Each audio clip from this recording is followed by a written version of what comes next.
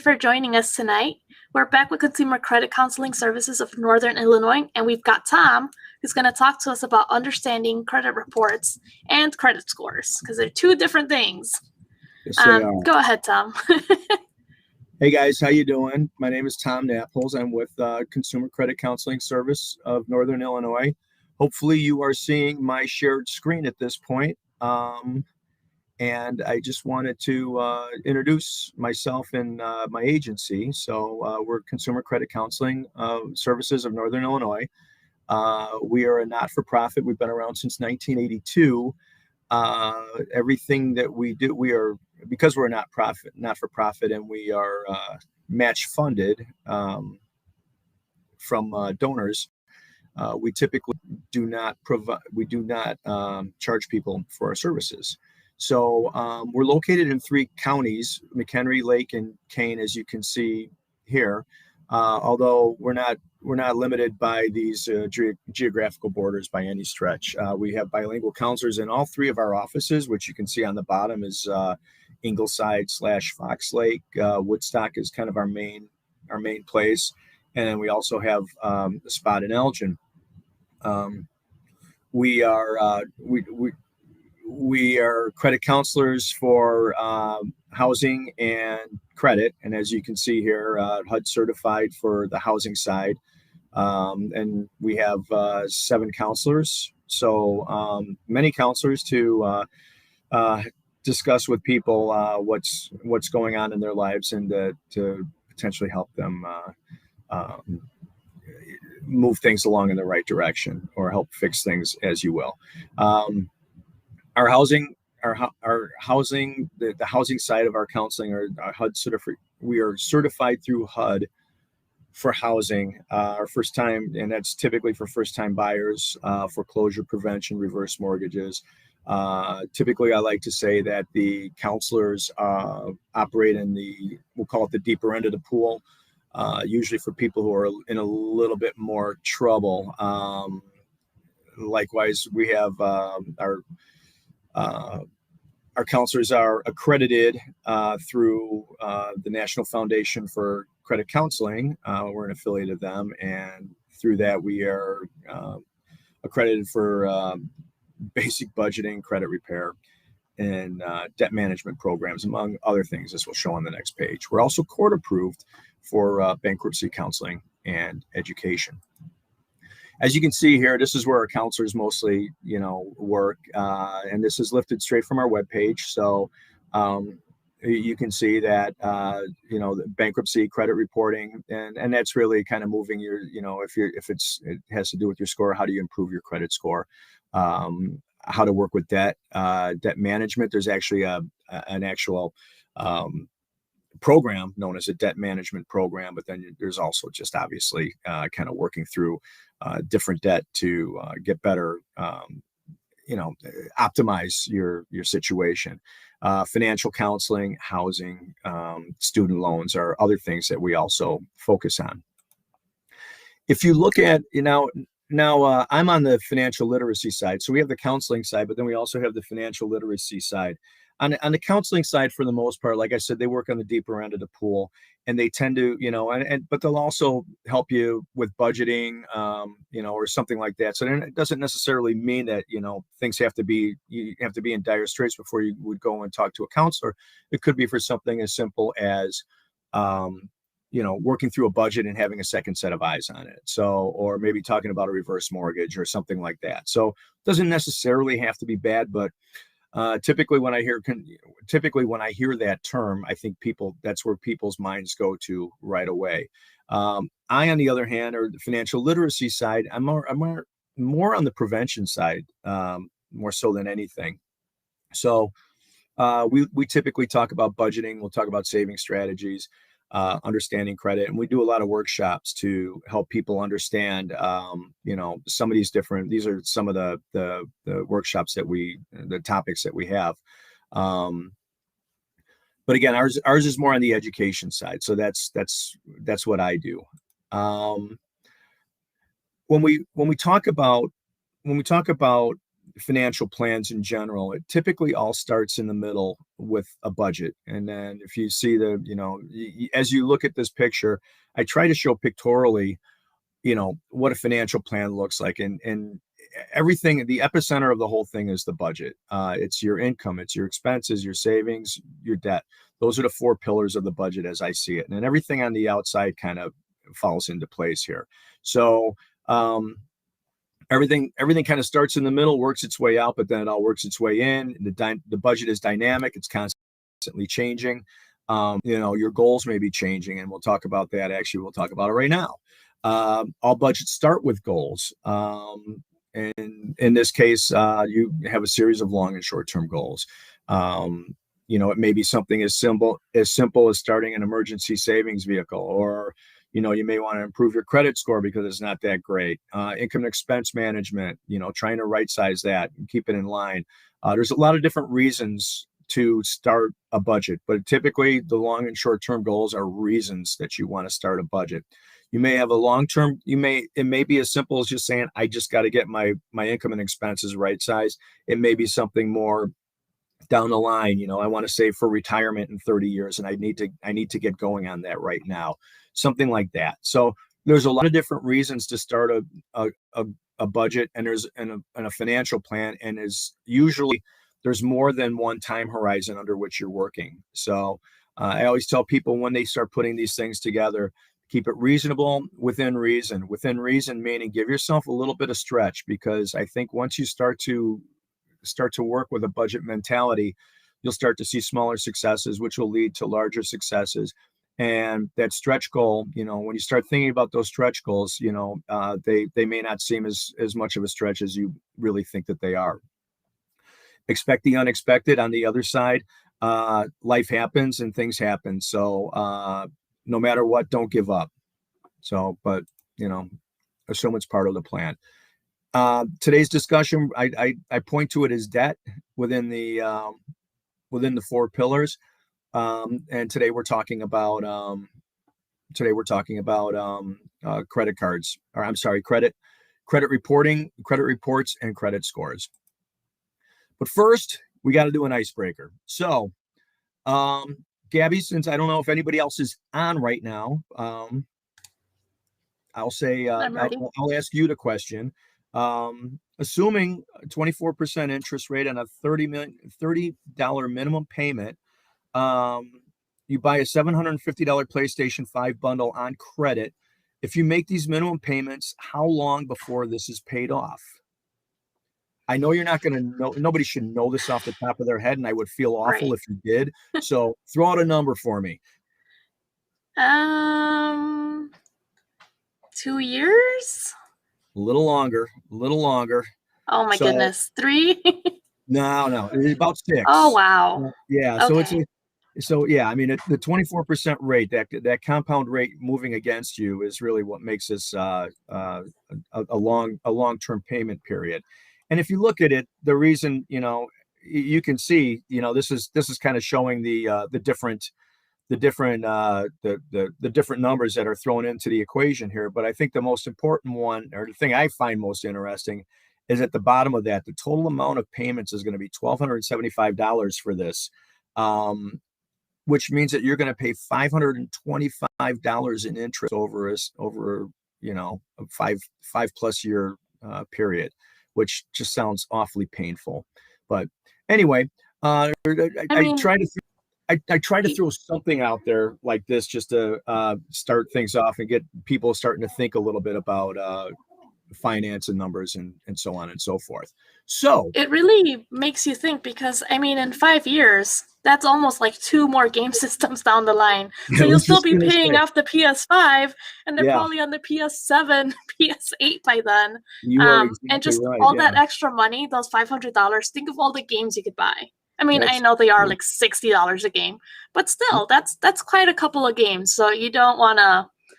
It didn't sound like a good choice. I just wanted to insert a quick reminder. I always forget to say it, but since we are here live, if there's any questions, any comments, concerns, drop them in the chat, and then we'll address them as they arrive. I'll make them known to Tom, and then we can kind of answer those for you. Yeah, and Gabby, feel free to just jump in at any point, and feel free to jump in at any point with questions as well if you see them. I do not see them here, so Okay. but just let me know, and I'm happy to stop at any point. I would rather stop and answer a question. I read something a while back that said once you have something stewing in your mind, you have a question in your head, you pretty much stop listening to everything else I say. So I really don't want that to happen. I really, so I want you to clear your head and we can move on to the next thing. So, Definitely. so today, we're going to talk about credit reports, what it is, what it does, who makes it, who uses it, who cares. There's a lot of people who do actually. Credit score is the same thing, what it is, why it matters, who calculates it, how it's calculated, how to access your credit report, and then finding and correcting errors. So we'll do our best to get through this as and respect your time at the same time. So the first thing, what exactly is a credit report? Well, it's nothing more than a compilation of data about you that's been gathered by a credit reporting agency. It comes down to five things, or kind of five different areas in this. In the report, the first one is personal identifying information. It's your social security number, it's your birthday, it's your name, your usually your last name, maybe your first initial. There's a lot. Your basically your name, your address, social security number, birthday. That's all usually the information, zip code kind of falls into that too. So it's all the information that's used to identify you, to find you in this massive database that three companies have. And then from there, it'll there's another section with all of your credit history, all the accounts that you have that are open today, any account over the last, we'll talk about it, over the last 7 to 10 years that have existed. It's essentially your entire book of credit is the goal of these databases. If there's any collection items that you've been involved in, that would be in there. If there's been any inquiries, meaning people, whether you've authorized somebody to look at your credit report, that'll show up in there. Or if somebody else has been looking at your credit report, we call it a soft inquiry, that'll show up in there too. And then public records. As I said, it's the collections, public records. So any type of suit, any type of monetary suit, tax liens, things like that, that'll all show up in there too. And we'll talk about all that in a little bit more detail in a bit. The credit reporting agencies, Transunion, Experian, Equifax. Those are the three guys who do this. They are paid to gather your data and just provide a report to a requesting party. My understanding is that their market share is about a third. So they provide, they all have databases, and they basically provide their services to lenders or people who care about you, who are looking to do business with you in some way, shape, or form. And we'll talk about that in just a second. But basically, these three companies, they all have these massive databases. But they're all separate. They all have separate reporting formats, and they all use different scoring models. So, but essentially, what they do is all they're doing is they're paid to gather your data and provide it to somebody who's looking to extend you credit, or maybe if a landlord, they may be looking to to rent a place. If you're looking to rent a place, there's a lot of different avenues to go down, but these are the guys. Okay, so what does a credit report look like? Well, in this situation, this is a report for a credit card, revolving account, and you can see here it's for Barclays Bank, and you can see that it provides kind of monthly statements, or it shows you on a monthly basis what the balance was, what the scheduled payment was for this account, the amount that was actually paid on the account, if there's any amount past due, and and then just a general rating of, yeah, is it good or is it bad? In this case, green is okay, it's good. You can also see up on the top, you can see, well, you can't see it because it's blotted out, but you can see the date that's open. You can see, typically you would probably see the name right here, but again, you can't. It's been blotted out for privacy purposes. But for the most part, you can see the high balance, you can see the credit limit. There's a lot of information here. Most importantly, kind of over here, the terms, and this is just saying, this is kind of that minimum payment that's your required minimum payment here. And then the other thing, the terms, the pay status. Is current, paid, or it's paid as agreed, and that's really important.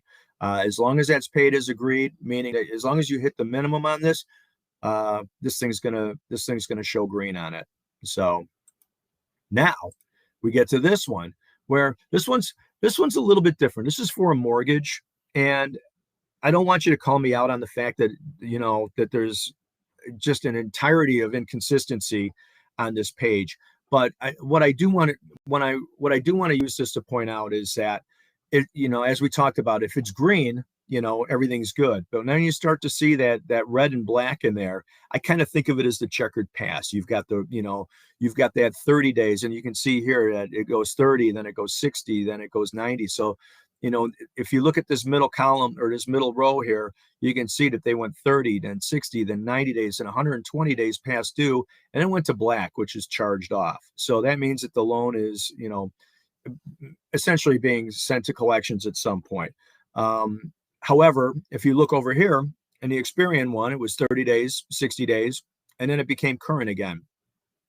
I'm not sure exactly how this happens, but this is a little bit different. This is called a tri-merge report, where they take all three of the credit reports and merge them into one. It's great for lenders. Certainly, when you look at, if somebody were to look at this, they'd say, okay, somebody's wrong here. I'm not quite sure, but one person has it charged off and the other two have it current. So there's a little bit of inconsistency here, and I'll call myself out on it, but I do like to show this from the standpoint that it's a good one to show, so you can kind of see, again, this is for a mortgage. You can see how this looks and how it would look if you missed a few payments. So everything that's on a credit report, open accounts in good standing, they'll be on there forever. Well, of course they will, because they're still open.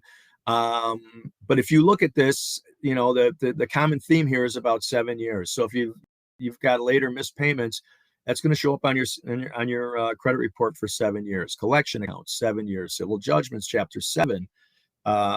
Paid tax liens. Paid tax liens are going to show up, will be on there for 7 years. If you have an unpaid tax lien, it's going to stay on there as long as it exists. So that can go on for a long, long time. And then then the outlier is the Chapter 13 and the credit inquiries. Again, credit inquiries really are only on there for 2 years. And as we'll talk about it, they only really matter for one in your credit score. But it's just, and that's really there to show people who else has been looking at the credit report. So who uses a credit report? Well, lenders, obviously, landlords can. Insurance premiums. I never knew this until I started doing this, that my insurance premium can be based on my credit score. So that kind of threw me off a little bit. I'm glad that I'm okay with that, but I did not realize that it mattered that much. Employers, and this listed by no means is exhaustive, but there's employers can pull down your credit report in certain circumstances, and they'll ask you to do it. But if you're working for a bank or something like that, they probably want to know what your credit looks like. Likewise, military and security clearances. Once you see it, it becomes obvious as to why that might be an issue, as to why you want to have a decent, why they might want to take a look at your credit report before they hire you, before they give you a security clearance. So typically that's how we start with that's what a credit report is.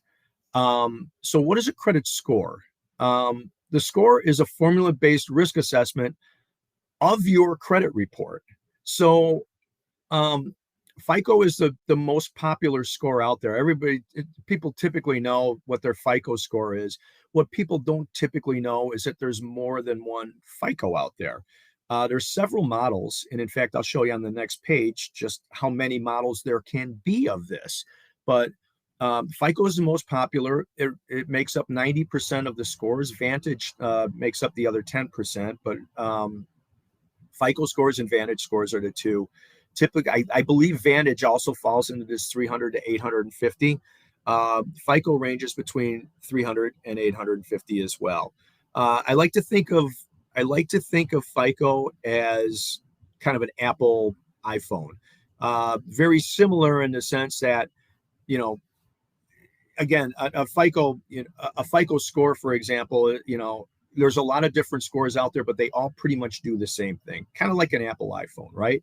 But as you see, they upgrade their models probably about as continuously as Apple does too, and and they do it for different reasons to try and determine, essentially, as I said, it's a risk assessment of your ability to pay back a loan.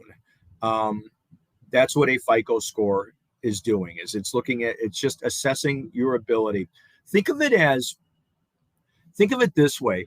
I like to think of it as it's a number that's assigned to you, and it's very similar to being graded in school. Whether you're an A, and then think, A, B, C, and D, right? Kind of same idea here, and we'll show it here. Well, I guess we won't. We'll show it on the next page. But these are the different FICO versions that are available right now in the U.S.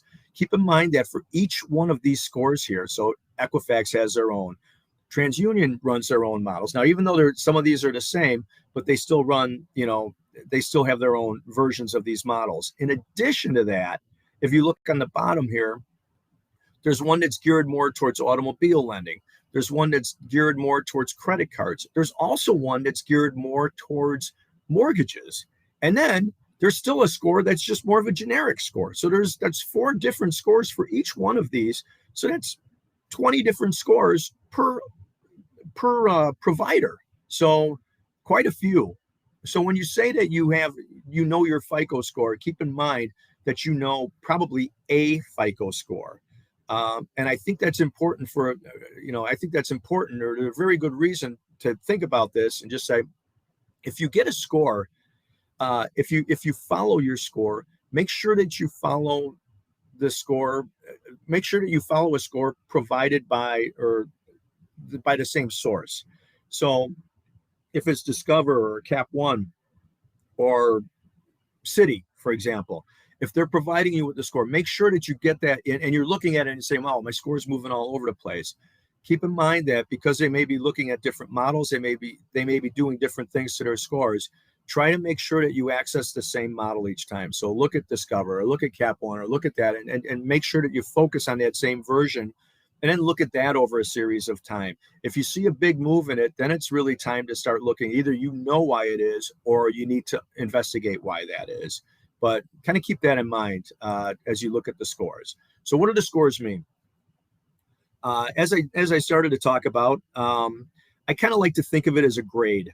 So they're going to assign you a score, and you can look at that as A, so like a school grade. A is exceptional, B, very good, C, good, D, fair, F, poor. Same idea. You got kind of 5 classifications. So I provide this for you. This is what FICO calls them. Lenders call them something a little bit differently. I kind of like to focus on the lenders a little bit more because they're the ones who are actually lending you money, and they're the ones who are dictating your interest rate. And so those are the guys who, I think, as I look at it, I care more about these guys than the FICO thinks of my credit score. So subprime is below 660, near prime 660 to 720, prime, and you can see the prime gets above 720, and super prime 800. Now these numbers aren't, these aren't line in the sand numbers, but they're pretty close. They're pretty close, and they'll move around maybe 10 to 15 points or something like that. But for the most part, this is what you're looking at when you find your score, and you can kind of compare it in there. Most lenders will kind of stay within pretty close to these. I point out on the bottom here, the optimal credit score to have is 760. Once you hit a 760, you're nothing really gets better after that. So, I mean, you can have an 800, but you're not going to get any better treatment from a lender than once you hit 760, you're about as good as you're going to get as far as treatment. So feel free, but at the end of the day, it's kind of diminishing returns. So, real quickly, if nothing else, just for your edification, just to show you, this is kind of the breakdown of what the credit scores look like in the U.S. Keep in mind that this up through here is all subprime. So it's actually, they got 4 different areas that are subprime, and then these are kind of more. This is your super prime, and then this is kind of your prime-ish and near prime, kind of in these areas. They're not cut exactly the same way. I just have different sources for them. But at the end of the day, you can see that 22% are in super prime, and another 20% probably in that prime area, or in that 36% kind of above that 700, which is kind of that near prime as well. Notice on the right, the average FICO 8 score jumped 8 points, which was huge in 2020. I think that largely has something to do with the stimulus, and I believe it largely has something to do with the fact that the savings rate went through the roof because nobody had the ability to spend as much money as they wanted to. So I wouldn't be shocked at all to see this number slide down over the next year or two. It just wouldn't shock me. But it is kind of interesting that this has continually moved up over the last few years, and I think it's primarily because there's just more of awareness of people starting to know and understand what credit scores are. So why do credit scores matter? What does a good score actually get you? Well, quite honestly, it gets you greater lender approval rates. You'll have more lenders who are going to approve you for a loan. Not only that, but you'll get better. They'll offer you better rates, most likely, which leads to lower monthly payments. I would expect that you would see faster approvals, and that just maximizes your options or your flexibility as to what you want to do financially. Again, keep in mind that your optimal credit score is 760 here. I'll try to drill that into your head as much as I possibly can today. So here we go. Real life example here. So what I've done is I've taken 4 different scenarios. I've assumed that there's a $15,000 loan. This is a car purchase for $15,000 over a 5-year period. If you look at the different scenarios here, the only thing that's really changed in these is the rate. And it's just really to point out that, if you're a super prime, or you're kind of that high prime guy, and you can get 0% financing, and it is offered, so it does exist, you would be looking at a $250 payment for a loan. If you were a little bit off of there, and you're maybe looking at a 3% rate, you're looking at a $270 payment. As you start to work your way down, though, you're getting kind of into that near prime. You're probably, and these numbers are pretty close. I would say they move around a little bit, but I think I've got them pretty closely nailed down. The other thing I'll point out is this 15% number here. I have seen them as high as 20 and 25. So it can happen even on a car loan.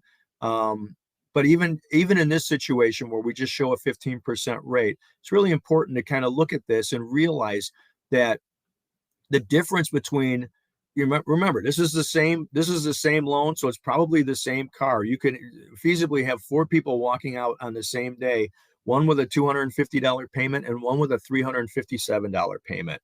That's $107 more per month because of a credit score. And obviously other things as well, but that's how important having a good credit score means. And I like to think of it. I've always thought to myself, I would love to find a way to pay my kids, and just say, hey, you really, I want to find a way to say, hey, I would love to make sure that you have a great credit score. I would love to do that for you. And, and I thought about it, like maybe I could pay him, maybe I could try and bribe him somehow. The fact of the matter is, if there's a $107 differential in a car payment, I can never come up with that on a monthly basis. So they'd be paying themselves to improve their credit score. And that's kind of, essentially what I'm trying to say here. The other way to look at this, and I think it's important to look at it this way too. Typically, when you walk into a car dealership, one of the first things you're going to hear out of them is, I would say one of the first three questions is going to be, what are you looking at as a monthly payment? So what I did was I locked in that $250 monthly payment and backed into how much of a loan I could get. Again, same 5 years, locked in the payment at $250 per month, and then just moved the interest rate. And you can see here that, again, because it's where we started at $15,000 loan on the left, but down here, I mean, it really limits how much money you can borrow if you're locked into that $250 payment. So it really does pay. It really does pay you to help to try and improve your credit score. So we talked about it. We talked about how helpful it is, or we talked about a credit score. We talked of what the score is. How do you come up with a credit score? Well, these are the elements. It's payment history. It's outstanding debt. Notice that those first two pieces are 2/3 of your credit score. The last three pieces, the length of your credit history, we call it new credit, but it's the amount of new credit you've had, the amount of new credit that you've gotten recently, or how much you've applied, and then the types of credit that you have. Found out the other third. Note on the bottom here, the base requirement to get it to even be scorable is one account open for inactive for 6 months. Just again, as another data point for you, 20% of the US is unscorable or invisible. So they don't have enough data to put together a credit report. But again, that's the base requirement is one account open and active for they say 3 to 6 months. I think it's closer to 6. My understanding is if you had that and you're 18 or 19 and that starts, you're going to start with a credit score of about 600. But keep in mind, you're going to, as you add data quickly to it, you really only have 6 data points at that point. So it has the potential to be very volatile in the early going. So let's talk about each one of these factors. The first one, really, it's all about your payment history. It's paying, as we saw in that first slide, or in those earlier slides, your track record of paying amounts due as agreed. It looks at the amounts outstanding that you have for your mortgages, your auto loans, your credit cards, your installment credit. It also looks at, this is where your public record and collection items show up in there. Bankruptcies, foreclosures, wage attachments, liens, things like that. That's all going to show up in this payment history. But barring anything major across the bottom, typically, it's really looking at it. And again, as agreed means you're making that for the credit cards, you're making that minimum payment as agreed on a monthly basis when it's due. With the installment, it's just making those payments when they come due, making them on time and as agreed. So you can pay them off early. That's not a problem. You can double pay a mortgage. That's not going to hurt you. But missing a payment, that absolutely will. So at the end of the day, certainly for this first one, and again, really important, it's a 30-year score. Pay your bills on time. If you have missed payments, or if you're in that kind of red or black category that we talked about earlier, get current and try to stay current. Just because you can't close an account and have it removed from your report, if you recall, that's going to be on the report. Once you close an account, it's still going to be on there for 7 years. Also, if you're having trouble making payments, contact the creditor and see if you can make arrangements. It's not a bad idea. Always, always, always make sure, make contact with your creditors. That's usually the easiest ticket out of these situations. May not be the most comfortable, but it probably will be the best for you. And as always, like I said before, We have financial counselors who can help to create a plan for you if you need to. I mean, if you look at this and say, "Wow, I've got a lot going on here," we're certainly there to help you out. So, So Tom, something that came up during our Spanish version of this presentation was when you're running late on a payment, right? So it might be yeah. easy to say, oh, you know what? I'm just going to save that money and tack it on to the next payment. Can you talk a little bit more about that? So tacking it on to the next payment? Yeah. So instead of making a late payment, just making like double a payment next time. Oh. So Myra had mentioned that it's better to be, maybe if you're a couple days late, just make that payment while it's late than missing the payment completely, because that's really going to show up on the report. Absolutely, because once you cross over that 30 days, you're going to wind up with that. You're going to get that red check mark, if you will. So yeah, even if you're a few days late, remember they report you at 30 days. So if you make the payment even a few days late, you're going to get hit with a late charge. You might get hit with a little bit more, it depending on your interest and how that's going to work. But at a minimum, you're probably going to get hit with a late fee. But yeah, I mean, it's not going to show up. It shouldn't show up until you're 30 days late. So yeah, by all means, I would not recommend doing that. I would say, as I would agree with Myra on that one. So, are we good there? Yeah. Okay, good. But good question, very good question. So, when we talk about outstanding debt, which again is that number 2 piece, that second third, if you will, of the score, it's your aggregate amount outstanding. So this is really more about utilization.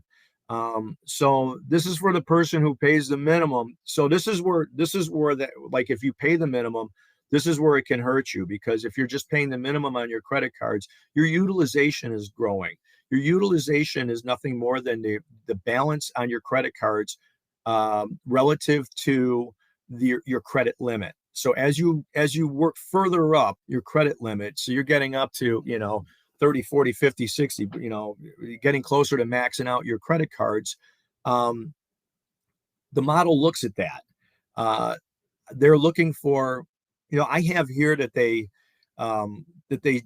target 30%. I think your best, if you move from 60 to 30%, you'll get the best improvement in your score.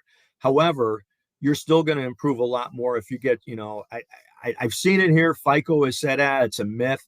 I don't know. I see the best improvement going down to 30%. But at the end of the day, if you look at the guys in the 800s, they're sitting at like 10% or less on their utilization. Keep in mind that utilization looks at all of your credit cards, all of your credit limits, and then it looks at all of your balances. So if you use one card consistently, and let's say you use 50% of it, but you have 3 more cards out there that you don't use, it also takes into consideration those credit limits as well in factoring this utilization number. So and again, if I have $500 outstanding on $1,000 credit limit, I'm at 50%. If I have $1,000 out, I'm at 100%. If I have 100 out, it's 10%. It also looks at your current loan balances versus the original amount. So the models can see whether you're kind of pushing your payments to the back, and there are times when you might call a lender and say, hey, I can't make this payment. Can we just tack it on the back end of the loan? They'll do that for you. But it will show up in your loan balances over time, that you'll see that it's not, that the progress isn't being made like it should be for that type of a loan. So that will impact your score as well. Again, I guess the way to think about it is, the goal is to reduce debt and not just to redistribute it. So if you're just moving amounts between credit cards, you're not really reducing your debt, you're just redistributing it. And that's not going to help your cause. Also, be strategic about which accounts you close. And one of the things that people talk about is, well, I'm just going to close this account that I'm not using that much. Well, if that account has a high credit limit on it, you're taking away all that potential utilization, so that your utilization number may grow dramatically because you close that account. So you really be strategic and think about what accounts you're closing and why, and what that might do to your utilization score. It'll also impact your new credit. It'll include it will impact your length of credit, and we'll talk about that in a second. We bring up here, avoid the credit repair agencies that would charge a fee to remove negative but accurate information from your credit report. Keep in mind that you can dispute this, and we'll talk about this in a second, but you can dispute your credit reports, and I'm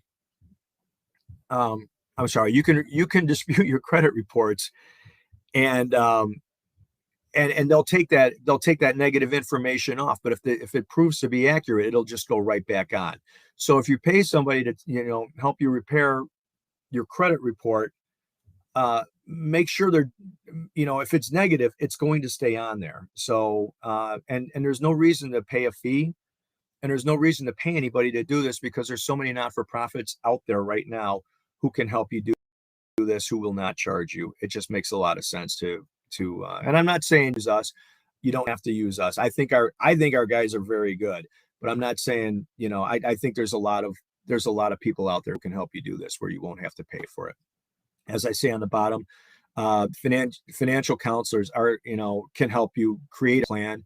And, it may be different whether you're trying to improve your score, or maybe really look at your credit report and try and figure out, whether you're trying to improve your score, or maybe trying to get a loan down the, down the line. So, again, we'll start about the other three. As I said, a longer history can improve your score. The length of credit looks at your oldest, it factors in your oldest accounts, your newest accounts, and essentially your average score. So it kind of gauges your credit experience, if you will. So if you close out some of those older accounts, it may not show up on the, account, and it may reduce the your history, your credit history. It wouldn't have a huge impact on it, but it may have an impact. So keep it in mind. New credit, and this is where we talk about the inquiries.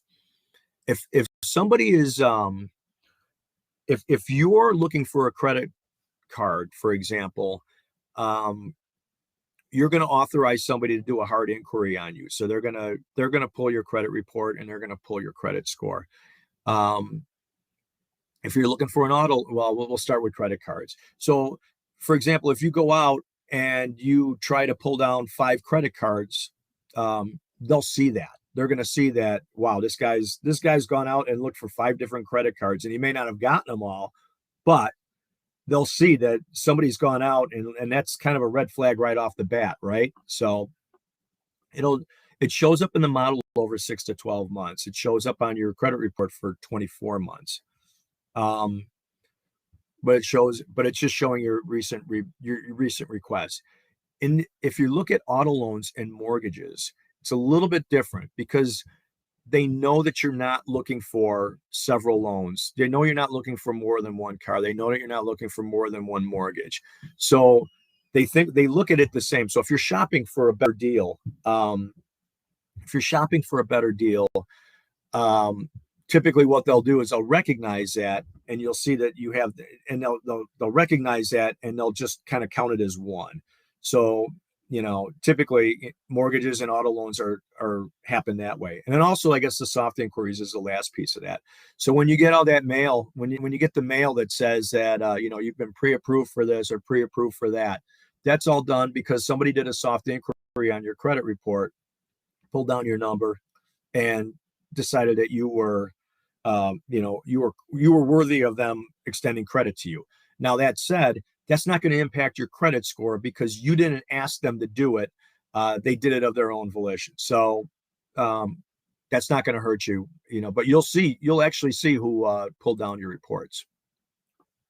Also, and then the last one is just more, again, again, that experience in managing different types of debt. So 10% really just goes into account diversification. And it just really, it's looking at, if you're all in credit cards, that's one thing. But if you've got an installment loan, or if you've got a secured loan for a car or a house or something like that, it means that you're rounded. You're potentially more rounded. And again, it doesn't impact your score a lot, but it does show that you have experience in navigating through different kinds of credit. What doesn't matter for FICO? Income, bank balances. If you look at these, they kind of do and they kind of don't. They don't specifically, and they don't, they're not going to ask about your income. They're not going to ask about your employment status. They're not going to ask about your age. But did we not just talk about the fact that they look at your experience? Well, if you don't have any experience, it's because you're young, right? So they try to, even though they're not going to look at your age, they are going to kind of figure out your age. Your bank balances, no, they don't look at that. Your income, yeah, you know what? That's fine. But if you don't make enough money to pay your bills, or you're not paying your bills, and maybe it's because your income isn't high enough. So it doesn't hit you that way, but it has an impact, kind of a secondary impact, if you will. So once you kind of get an idea of what your score is, it's good to go back and look at your credit report. And quite honestly, at least with some lenders, I can think of a couple right off the bat, and we talked about it. You can get your score from a Cap One. You can get it from a city. You can get it. There's a lot of different places. I mean, heck, you can go to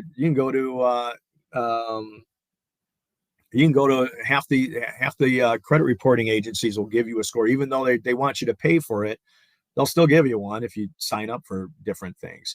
So the nice thing is there's a lot of different ways to get monthly scores from either providers or somebody. Again, try to maintain a consistent source. That's really important, because they may be using different models. The thing that I like is that they typically will tell you your score, and then they'll tell you a few key items that need to be addressed in order to make your score better. So if you're sitting at a 760, you probably don't care as much. If you're sitting at a 700 or a 660, you probably care a little bit more. But they'll tell you what things you can change that would have the best impact on improving your score. Right now, I'll take a step back. Right now, you can get your credit report, and I'll show you that in just a second how you can get it. But you have access to your credit report. Pre-pandemic, you could have each one of your credit reports downloaded for free once per year. During the pandemic, it's now you have access to it once per week. That's going to be until April 2022. So keep that in mind, and this is how you do it. You go through, notice on the top here, it's www.annualcreditreport.com. This is how you can download your report. Take a look at it. Make sure that everything in there is accurate. Annualcreditreport.com is actually funded by the 3 credit reporting agencies. So it is the only recommended site through the government, basically, that says that this is who the government looks to, is telling people to download their credit report from. Also keep in mind that if you were to put that into a browser, it may not show up until the first time I did it, it was like 6th or 7th on the list. And so make sure that you're actually using annualcreditreport.com to download your report. What you're going to find is that you're going to go in, and each reporting agency has almost their own little silo, and you can go in and you can grab your Transunion report, and then you can go in and grab your Equifax report. So you can kind of go through there and pull down each one individually. Again, you can pull them down for now. You can pull them down once per week. After that, you can pull them down annually. It's not a bad idea to download one every 4 months, or else if you may not think about it for a year. So maybe you just download all 3 of them at that point. There is a fee for requesting a credit score from these guys. However, I signed up. I think I put my name on a mailing list. Okay, that was a fee. I paid for that one. I get an email almost every day from Equifax for for something on my credit score now. But I get a credit score on a monthly basis. I set up a filter. I get a credit score on a monthly basis. I can look at it and it'll tell me whether I'm up or down. So, what's important when you look at your credit report, verify the accuracy of the information. There's a lot of things that can be wrong there. We do have financial counselors who can help you look at your credit report. Keep in mind, the last stat I saw was that 25% of all credit reports have something in them. Now, this is, if you look at all three of them in the aggregate, 25% of them have something on there that can materially change your credit score. Why is that? Well, we'll talk about it, I guess. If you do see something, make sure that and you can actually, on that website, you can actually, once you see something, you can actually go right to it. It'll say, do you want to dispute it? You can click on a button and you can send an email to them and tell them what you're disputing. Just make sure you tell them, make sure you identify what it is that you're disputing, provide a factual clarification, and make the request. But it used to be this had to be done by certified mail. Now you can do it right online. Credit bureaus typically have to investigate the items in question within 30 days. Keep in mind that if they misspelled your name or something like that, if there's something or they misspelled your address or something like that, it's not the end of the world, and they may or may not actually go in and change it. But it's really more along the lines of just making sure that the stuff that can materially change your credit report is done properly. Why can mistakes happen? For a lot of reasons. One, the one I always come up with is, my name is Tom, but sometimes I'll put Tom on a credit application. Sometimes I may put Thomas. Sometimes I just may put T if I'm in a hurry. I may use my middle name. I may not use my middle name. And while my last name is not very generic, if your name is Bob Smith, God help you. So there's a lot of Bob Smiths out there. Clerical errors on applications happen a lot as well. If social security numbers are just put in wrong, now that becomes part of your credit report, or then now that becomes part of your credit query, if you will. If loan or credit card information is just, it could be applied to the wrong account. There's, as I like to say, calling through billions and billions. Remember, this is nothing more than just billions of bits of data that are put together for a single report, and then it just blows up again. It just goes away. So there's no report sitting in a file in a drawer somewhere, and there's no report in the cloud. It's just a query that comes down when somebody puts in these parameters. It's a query that comes down and it provides your name and it provides all this information that they have attached to all these different bits of information. What could possibly go wrong there, right? I can see why there's why there's a quarter of these things that are, not necessarily correct. Keep in mind that identity theft is a thing and it can happen. I don't think it happens nearly as much as people think it is, but God, if it does, it's horrible. So, try and get in front of it. Make sure that if you do see something that looks like you've been hacked,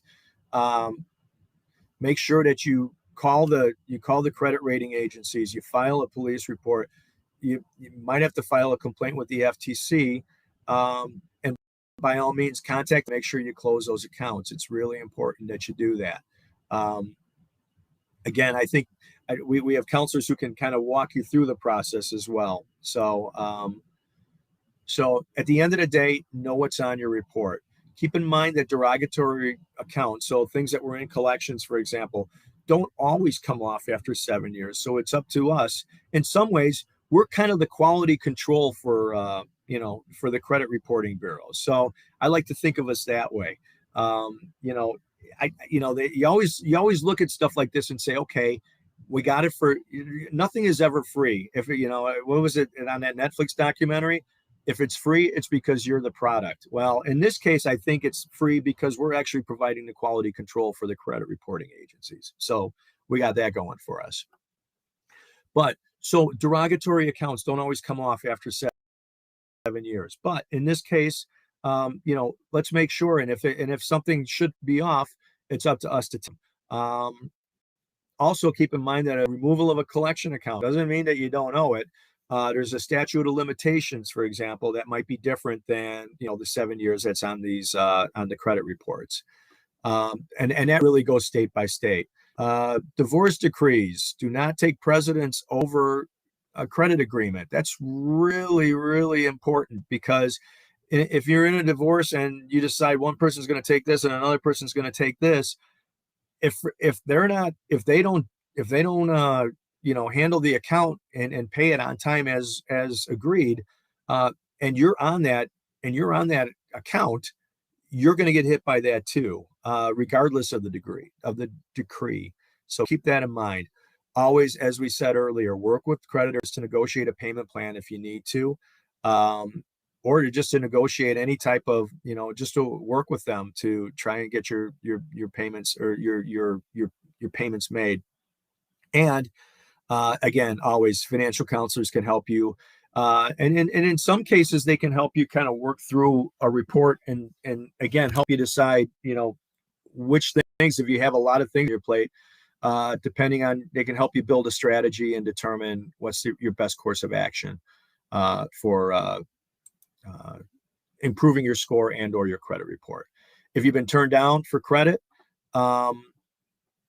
keep in mind that you have the right to obtain the reasons why within 30 days under the Equal Opportunity Act.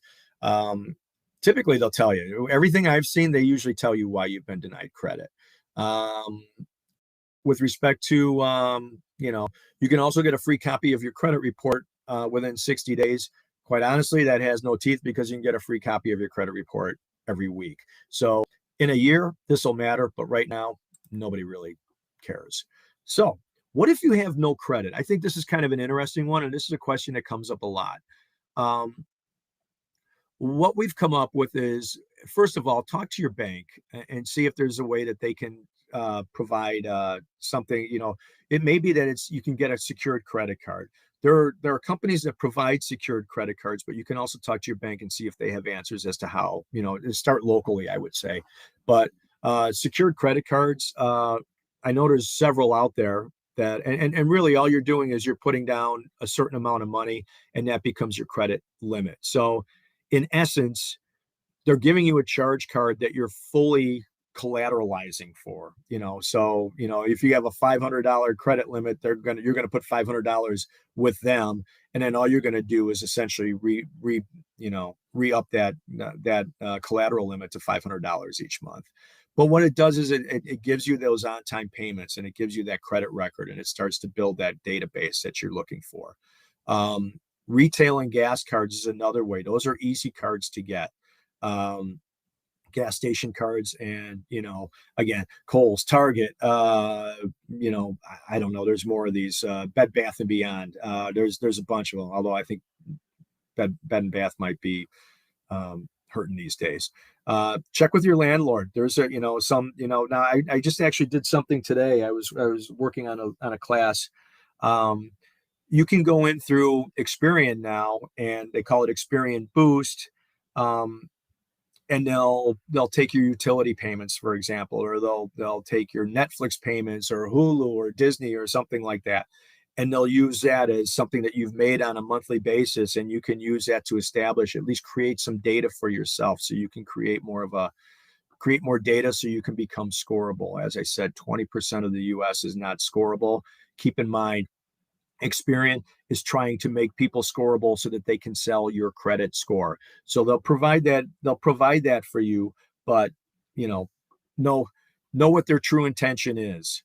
But those are ways that if you have no credit and you're trying to build credit, that's a good way to go. There are other ways out there as well.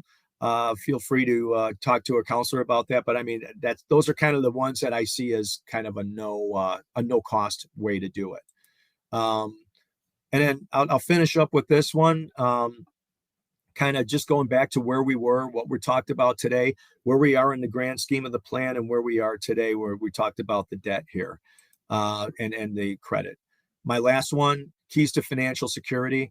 I provide this in all the presentations that I do. I like to think that it really comes down to three big things: developing a budget mentality, establish a savings account so that you don't have to, you're not living paycheck to paycheck. Right size your income versus your expenses. So make sure that your income is greater than your expenses on a monthly basis, and start to, create and maintain a record keeping system. Most people do it in their head. Find a way to do it where you can constantly, where you have the ability to again, just have that budgeting mentality, keep records, know that you're in a position where you're outspending your income. That's the first one. The second one, as we talked about today, establishing that credit record. It's really important to help you, as we talked about, get better credit, get better rates. You're going to get better terms on the debt that you use. We did it for a car. Certainly credit cards are going to, credit cards have different rates attached to them. Mortgages, if you want to buy a house, that'll really help you out. So, start with a credit card, use it sparingly, pay it off each month, keep it clean, meaning make your payments on time and as agreed. And then the last piece of this, the last piece of financial security in my eyes is understanding economic realities. Not something that we talked about today, although we did at the beginning, actually. Opportunity cost, compound interest, time value of money. If you think back to what we talked about at the beginning with that compound interest, 24% turns a $750 payment into a $1,275 payment. That's a big deal. But know and understand what those economic realities are. It doesn't necessarily mean that it's the wrong thing to do, but as long as you know what you're doing, then it's up to you to make what you think is the right decision there. Lastly, here's Equifax, Experian, Transunion. These are the numbers. The beauty of this is that Equifax is Equifax.com, and you can go right online and pull these down. And then again, annualcreditreport.com is the one where you can go in and actually pull down your credit report. Again, we're Consumer Credit Counseling Service of Northern Illinois. I always show this page at the end just because if anybody wants to look and say, hey, you know what, you can see our phone number if you want to call and talk to a counselor, or you can check us out a little bit more using the website, illinoisccs.org. So with that, I appreciate your time. I'll stop sharing this and come back to you guys. I appreciate your time. And if there's any other questions, we'll try and answer them now. Yeah, so it doesn't look like we had any questions. If anyone has any lingering concerns, comments, feel free to drop them there now. One thing that I found interesting that you mentioned just now is paying off your credit card, because I feel like I've run into people who say, oh no, if you want to build your credit, you have to leave a balance on it.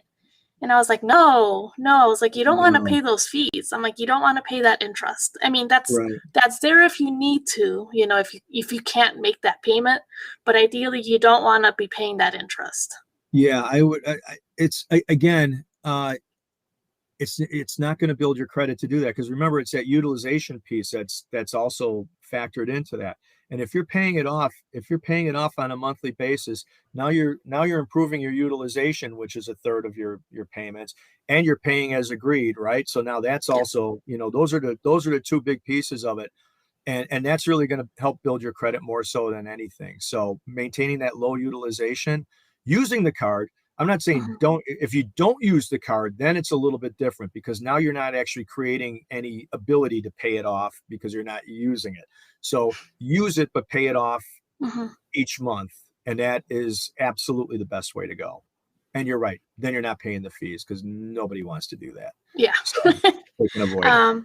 As always, thank you so much for all the information. I've got the links in the comments, so sometimes it's hard to go from slide to the web browser, right?